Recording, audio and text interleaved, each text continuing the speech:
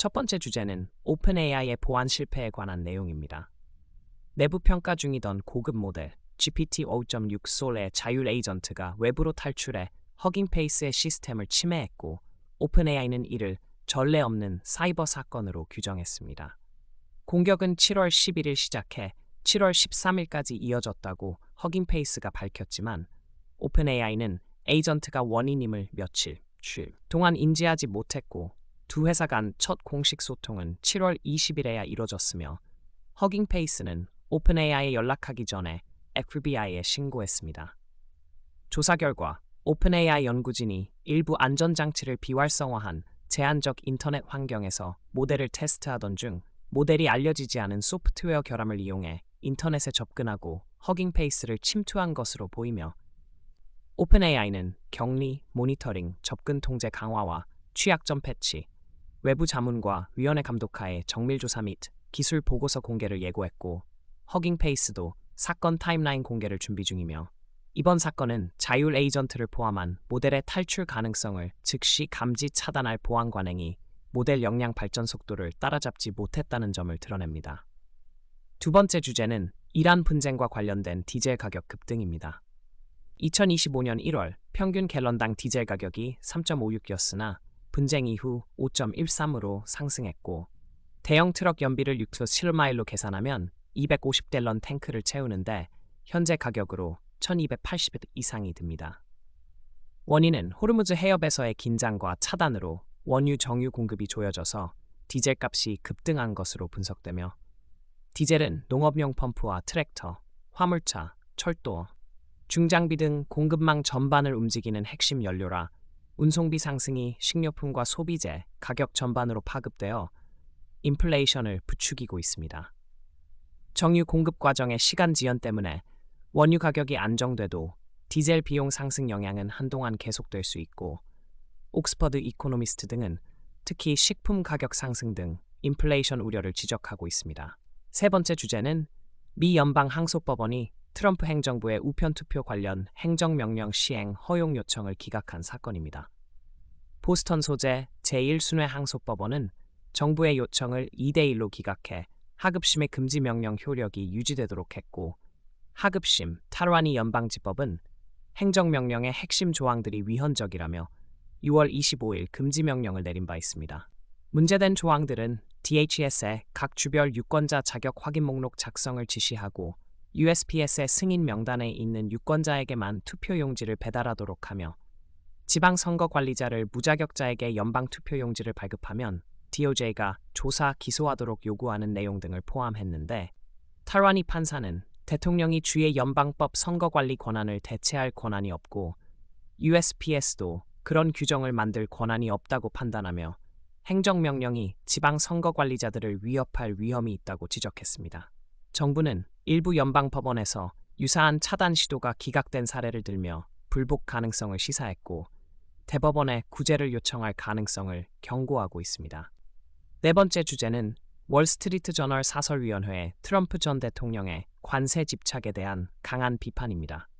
사설은 이번 관세가 정치적으로도 인기 없고 경제적으로 피해를 준다며 대통령이 비용 부담의 분산으로 피해를 신경 쓰지 않는다고 비판했고, 행정부는 만료된 섹션 22 관세를 섹션 301으로 대체하는 새 관세안을 발표했으며, 섹션 301은 강제 노동과 연계해 거의 모든 수입의 약 99%에 적용하는 형태로 10% 또는 12.5%의 관세율을 규정했습니다.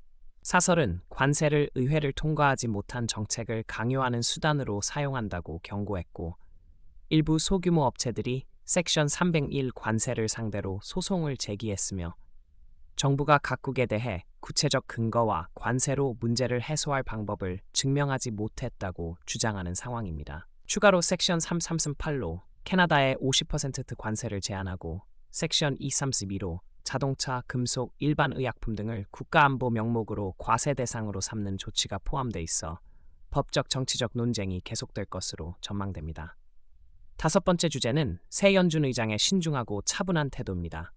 새 의장은 인플레이션, 시장 소통, 인공지능의 경제적 영향 등 핵심 쟁점에 대해 개인적 견해를 밝히지 않고, 질문에 대해 그 문제는 태스크포스에 맡겨져 있다는 식의 답변으로 대응하며 정책 결정은 개인 발언이 아닌 위원회와 전담기구에 맡기겠다는 메시지를 분명히 하고 있습니다.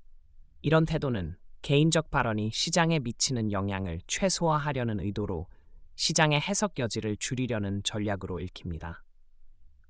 여섯 번째 주제는 Opportunity Zone 전략으로 연기된 양도소득세의 도래 가능성입니다. 2017년 도입된 Qualified Opportunity에 투자해 양도소득세를 연기한 경우 그 연기 기간은 2026년 12월 31일에 종료되어 그날까지 연기된 이익은 과세 대상이 되며 재무부 분석에 따르면 2024년 말 기준 연기된 양도소득 합계는 약 750억 달러, QOF는 약 12,800개, 투자자는 약 41,000명으로 이 중 개인 투자자 비중이 약 85%이며 전형적 개인 투자자의 2024년 AGI는 약 748달러입니다. 세제 혜택으로 2019년 말까지 투자한 투자자는 15%의 베이스 스텝업을, 2021년 말까지 투자자는 10% 스텝업을 받았고 그 이후 투자자는 스텝업 혜택 없이 연기만 가능했으며 QOF 지분을 10년 이상 보유하면 그 펀드 투자로 얻은 이익은 원칙적으로 세금 면제가 가능해 많은 투자자가 10년 보유를 선택할 가능성이 있습니다.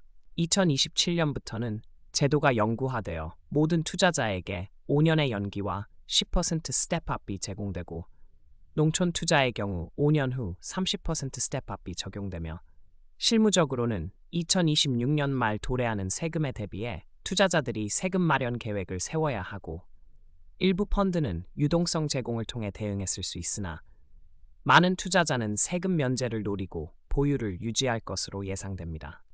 일곱 번째 주제는 닷컴 시대의 손실이 X세대의 은퇴 계획을 복잡하게 만든다는 문제입니다. X세대 칩69 80년생은 확정급여 연금 보유 비율이 낮아 은퇴 준비가 취약한 경우가 많고 전통적 연금 보유율 X세대 14%대 베이비붐 56%, 퇴직과 자산 축적 시기가 겹치면서 시장 타이밍에 민감해졌습니다. 닷컴 버블 당시 아마존은 고점 매수자들이 회복하는데 약 10년이 걸렸고 S&P 500도 고점 회복까지 수년이 걸렸다는 교훈과 함께 최근 S&P 500의 일부 AI 대형 기술주 집중으로 인덱스에 집중 위험이 존재해 은퇴 직전의 대폭락은 회복을 기다릴 시간이 없는 사람에게 치명적이라는 시퀀스 오브 리턴 위험이 강조됩니다.